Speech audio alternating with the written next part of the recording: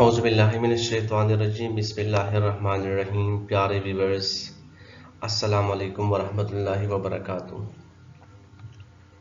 Video में जाने से पहले इस चैनल को सब्सक्राइब कीजिए। अगर वीडियो आपको पसंद आए तो उसको लाइक भी कीजिए, अपने दोस्तों के साथ शेयर भी कीजिए। Learn advanced English grammar with Suhaib Jamil. So today we will talk about noun phrase. That what is noun phrase? कि नाउन फ्रेज क्या है। ये लेक्चर 1 है। फ्रेज का जो सिलसिला हम शुरू करने वाले हैं, इसका पहला लेक्चर है और हम बात करेंगे फ्रेज पर कि फ्रेज क्या है। A phrase is a group of words that stand together as a single grammatical unit.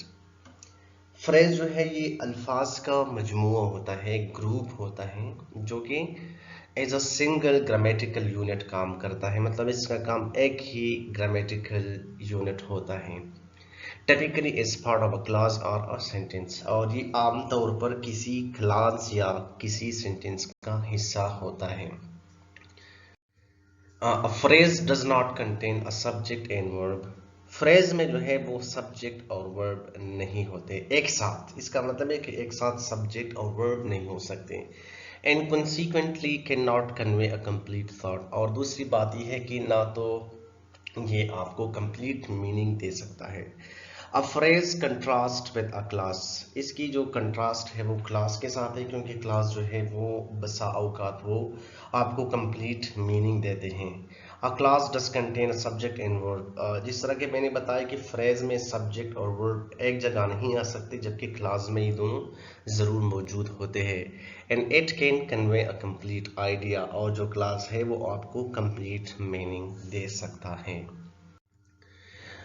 Definition को आप देखें, actually phrase is a group of words that stand together is a single grammatical unit and do not contain a subject and verb. आप example देख सकते हैं इसके। हमारे पास मैंने कुछ मिसालें दी है यहाँ पर। आप देख सकते हैं कि एक नाउन फ्रेज है। So four hostile newspaper are more dangerous than 1000 bayonets. So इस सेंटेंस में आप कैसे देख सकते हैं कि जो फोर हॉस्टाइल न्यूज़पेपर्स ये है, ये आपको कंप्लीट मीनिंग तो नहीं देता, बल्कि it stands as a single grammatical unit in a sentence.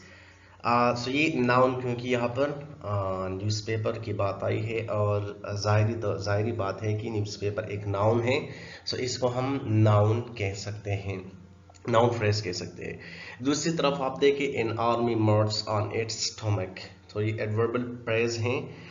और नीचे आप देख सकते हैं, England is a nation of shopkeepers. तो ये एडजेक्टिव, क्योंकि शॉपकीपर्स यहाँ एज एन एडजेक्टिव काम करता है, तो इसको हम एडजेक्टिवल फ्रेज कहते हैं। ऐसी examples of phrases. Let's start with a sentence that has no phrases and then build some in. Janet eats cakes daily. This sentence has no phrases. All of the parts of the sentence are single words. इस sentence को अगर आप देखें तो Janet eats cake daily, तो इसमें कोई phrase आपको नजर नहीं आएगा। जितने भी वर्ड्स हैं वो सिंगल वर्ड्स ही हैं। माई कजन जेनेट ईट्स केक ए डेली। तो आप यहाँ देख सकते हैं कि यहाँ पर आया है माई कजन। आप देख सकते हैं माई कजन जेनेट, ठीक है। Now we have a phrase. वो फ्रेज क्या है? It's a 3 word phrase functioning as a subject of this sentence. So subject क्या है? ये एज अ होल जो माई कजन जेनेट, ये क्या आया? ये 3 वर्ड फ्रेज आया इस सेंटेंस में, और ये एज अ सब्जेक्ट का काम करता है इस सेंटेंस में।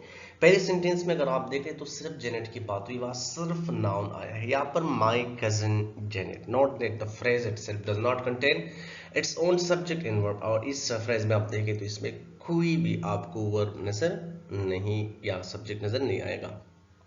माई cousin Janet eats cake during the week. We have added another phrase. इसमें हमने एक और फ्रेज इसमें ऐड कर दिया। This one also has 3 words but it is functioning as an adverb during the week. आप यहाँ देख सकते हैं कि ये जो है हमारे पास ये एडवर्ब फ्रेज आ गया इसमें। तो इस सेंटेंस में 2 ही फ्रेजेस आ गए। My cousin Janet was eating cakes during the week. We have added another phrase. This one has two words. It is multi-word. इसको verb कह सकते हैं. Eating cakes. ठीक है. My cousin Janet was eating cream cakes. यहाँ आप देख सकते हैं cream cakes from the bakery during this week. So we have added another phrase. यहाँ पर हमने एक और phrase add कर दिया. This one has 5 words. It is functioning as a direct object in this sentence. The examples above prove that phrases function as one single unit within a sentence. Sentence में वो as a single unit काम करता है. But let's look a little closer to the. So it was all about the definition of phrase. उम्मीद है कि आपको समझ आ गई होगी. नेक्स्ट वीडियो में देखेंगे इंशाल्लाह, फिर नाउन फ्रेज के बारे में बात करेंगे और इसी तरह इसके जो मुख्तलिफ किस्म के फ्रेजेस है इस पर हम बात करेंगे. फ़िलहाल के लिए काफ़ी हैं. आप सबसे गुजारिश है कि इस वीडियो को आखिर तक देखिए. अगर आपको पसंद आए तो इस वीडियो को शेयर भी कीजिए. इसको चैनल को सब्सक्राइब कीजिए और अगर किसी को का कोई सवाल है किसी के जहन में तो वो व्हाट्सएप पर भी पूछ सकते हैं और यहाँ पर ईमेल दिया गया इस पर भी आप राब्ता कर सकते हैं. Thanks for watching. Your suggestions will be highly valued. Thank you so much. Allah हाफिज़.